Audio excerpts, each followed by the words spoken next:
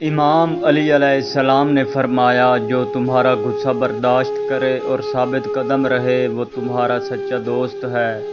صبر کی دو صورتیں ہیں، جو ناپسند ہو اسے برداشت کرنا اور جو پسند ہو اس کا انتظار کرنا۔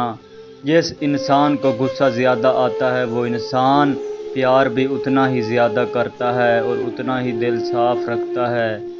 3 طریقوں سے پریشانی خوشی میں بدل جاتی ہے۔ خاموش رہنا، خاموش رہنے سے پریشانی کم ہو جاتی ہے۔ صبر کرنا، صبر کرنے سے ختم ہو جاتی ہے۔ شکر کرنا، شکر کرنے سے خوشی میں بدل جاتی ہے۔ جو دکھ دے اسے چھوڑ دو، لیکن جسے چھوڑ دو اسے دکھ مت دینا۔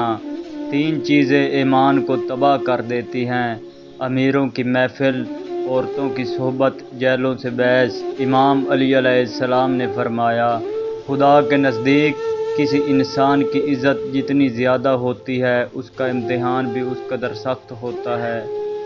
جب کوئی دوست تمہیں اپنا راز بتائے گا سمجھ لینا وہ اپنی عزت تمہیں امانت دے رہا ہے، اس میں کبھی خیانت مت کرنا۔